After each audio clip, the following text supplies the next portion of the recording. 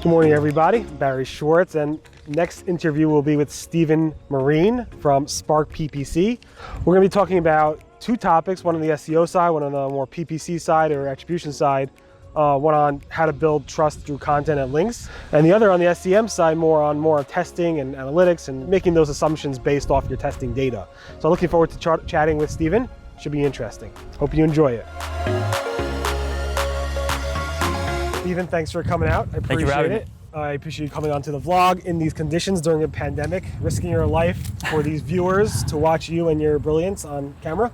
It's a bit windy, so the wind did not cooperate today, but at least it's not raining. So if you could tell people in this camera who you are and where you work. Yeah, so thanks for having me again, Barry.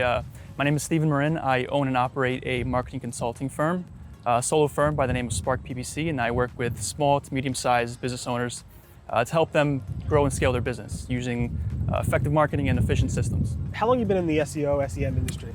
I've been doing SEO and SEM for the past 8.5 years. Okay. Pretty much my entire marketing career working in digital marketing agencies up until this point. Yeah, SEM, SEO, a little bit of email, content, that sort of thing. And what would you say is like your personal favorite area, I guess, in this industry? Oof, it's hard to choose. I think content and SEO work so well with paid as a combination that I can't pick one or the other. It's like picking my favorite child. I'd choose them both. Awesome. You obviously started your company about 2 years ago. I think by the time this video comes out, it'll probably be about 2 years. About 2 months from now, probably. And I really should get haircuts before I do these videos. I can't really see anything. Before that, what was any companies you worked at or any experience you want to talk about? I've worked primarily at small boutique digital marketing agencies from the very beginning in northern New Jersey and Manhattan, and I did that on purpose because I like working directly with business owners. I think you make a bigger difference if you work directly with them, and you usually don't get that at a very large, the Fortune 500 brands. So I purposely chose digital marketing agencies that were very small in staff, and yeah, and with that experience, I was able to cover pretty much all grounds on digital marketing, again, on purpose, because I wanted to learn everything. I'm obsessed with marketing. I have a huge passion for it. And from there, I was able to get involved in email and content and SEO and PPC, copywriting, CRO, the whole nine. And yeah, that's really been my entire journey, is doing all those things at every single small boutique agency. Awesome.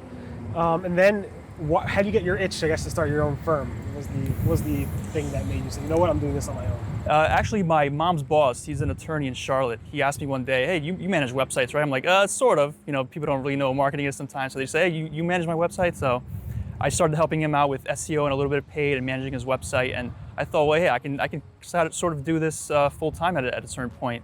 And so he was really my first client, still is my main client for the past 5 years. And that really helped me branch out into doing consulting full time. That's awesome. A lot of people start their firms based off of somebody they know saying, hey, could you help me here? Yeah. And that's a good way to actually start your firm. So initially when you brought up the topic of what your favorite topic is, you mentioned obviously content and SEO working well together. Can you talk a little bit more about that? Yeah, so I think any business owner should be focusing on content. I think there was a point in time, maybe a few years ago, back in the black hat SEO days, where SEO was the main function and content sort of lived under that. And today it's sort of flipped over. Now it's content with SEO living under that, and email to a degree, and social media marketing to a degree under content. Content being the main parent. If you're a business owner, I think your main goal with your marketing should be to build rapport. And so content is the best way to do that. Like we're doing now, we're building rapport with our audiences by creating value for them up front for free. And so yeah, and the good part about it is that you should be optimizing more so for your target customer or the viewer essentially than the algorithm, because Google's going to care about their end users more so than some mysterious algorithm. So if you're making great content, eventually you will rank organically. So when it comes to, I guess, your services, do you write the content for your businesses? Do you train your clients? How does that work? I actually train them on the strategy, on doing the keyword research, on investigating their competitors, right, and looking at what keywords they're ranking for, and if they want to be competitive with those same keywords and those same topics, then we'll do an investigation, we'll do an audit, and we'll show them how to rank organically.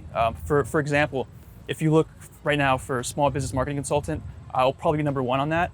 Within 3 months, I was able to rank for that keyword because I did the research on there. Actually, before that, it was John Jansen Duct Tape Marketing, which are brilliant guys. They were ranking number 1 there, and I really wanted that keyword just to prove a point. And Again, build great content and Google will reward you with the traffic. So it took you about 3 months to do that, or? Yep. In terms of your clients, so you have a bunch of clients, I'm sure. What are like the main things that you think most of them just don't get right off the bat when it comes to writing content? It's always going to be just writing valuable content. Don't worry too much about trying to be number one on Google, because then you'll focus too much on writing the title tags and the meta descriptions and do I have alt text here and schema there. That definitely has a role in content, but is the content ultimately valuable for the users that Google is bringing to your door? So if it's valuable, if it's entertaining, if it's nice to read and well written out and broken out, then again, Google will reward you with that organic traffic. I mean, have there been like multiple times where you're like a client just doesn't get it? Like they post a piece of content and you're like, no, don't repeat this keyword 500 times in the content. Is there a time where you've seen that a lot or not really? Yeah, I still see that. Sometimes also with very short content, if it's like a quick blurb, again, it's not usually the length. Is something very short going to be valuable? Think of it as the Wikipedia model. Is it going to be very long and in-depth, and are you really answering all the questions that your prospective customer is searching for and is thinking in their head, whether it's consciously or subconsciously? And the great part about that is if you do write something in depth, you're building that rapport with them and you're building that know, like, and trust factor with them. Okay, cool. I'm just curious in terms of the client side, like, because I know some clients are just very busy or they don't get it or they don't want to do the work. How do you especially after they write the first piece for you? Like you give them the research, you say, I need an article or a set of articles around this topic, and this is how you should format it. When they come back to you with the wrong thing, how do you like handle that in terms of like client management? Yeah, I mean, it's always a challenge working directly with clients because you're dealing with so much different personalities, and they're obviously swamped with a bunch of work. I rely heavily on systems and templates so that it could be as easily broken out for them as possible. So there's very little work involved and very little back and forth.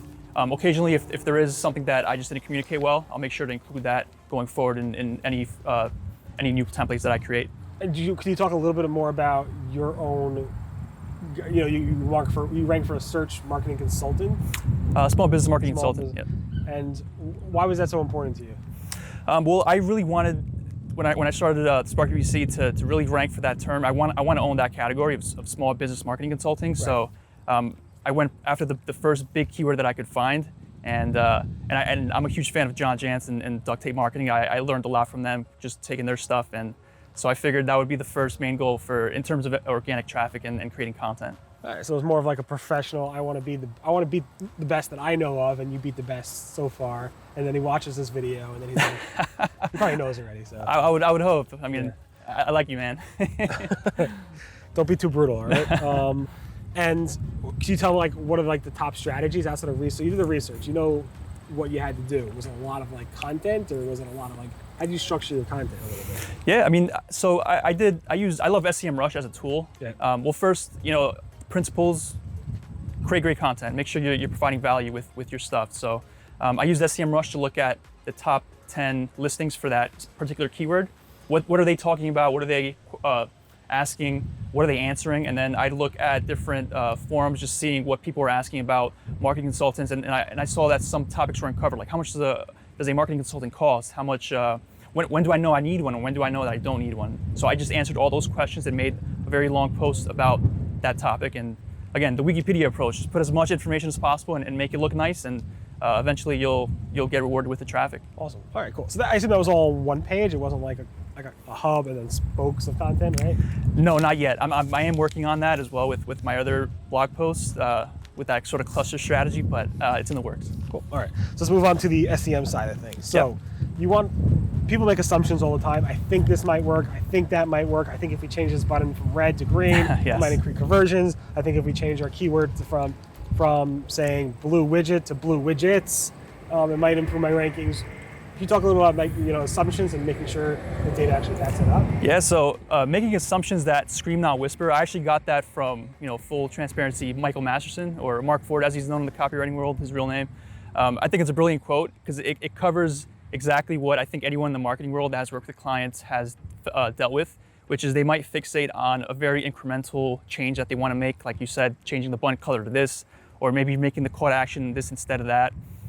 But if you're a business owner or you're the principal of a business, let your agency or your team worry about the incremental stuff. You, as a business owner, the principal, should be focusing on the bigger picture, the macro. And so what I meant by testing assumptions that scream, what's really going to make a large change in your business? Is it going to be lowering your cost per click, or your click-through rate, or is it going to be maybe attacking a new segment of your audience, or changing your entire messaging, trying a new angle or a new hook, or essentially improving your offer, adding some urgency, adding some scarcity? So, AMO, audience message offer, is really, I think, the framework that works best with PPC from a strategic, high-level approach, as opposed to just trying to lower the cost per click by a few cents.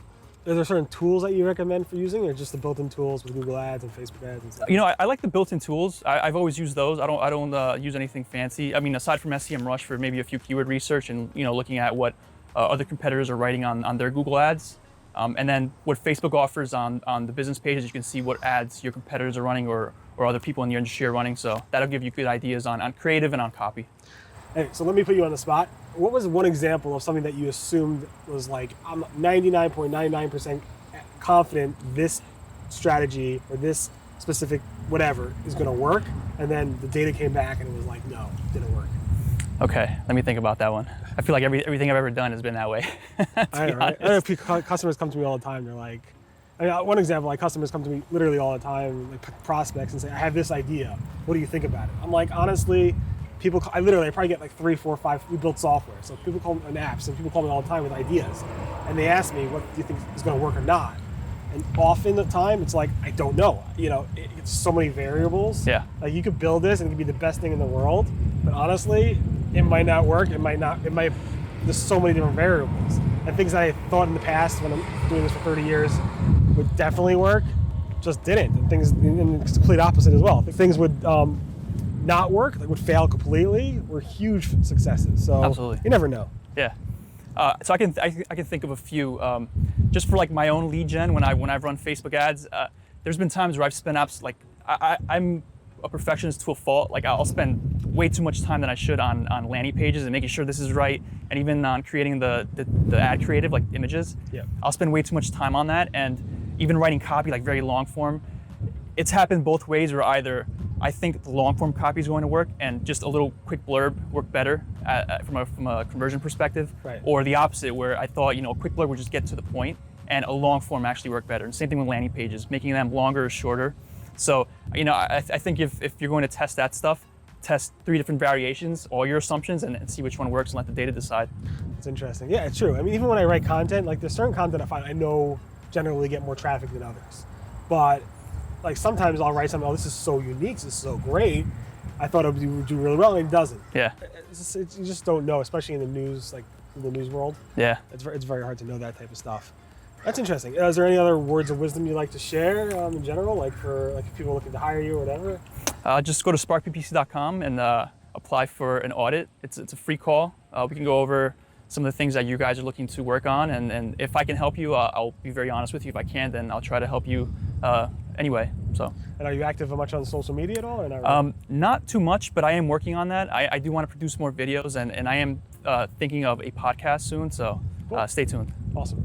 Thank you very much for doing this. I appreciate it. Thanks, Barry. I appreciate it.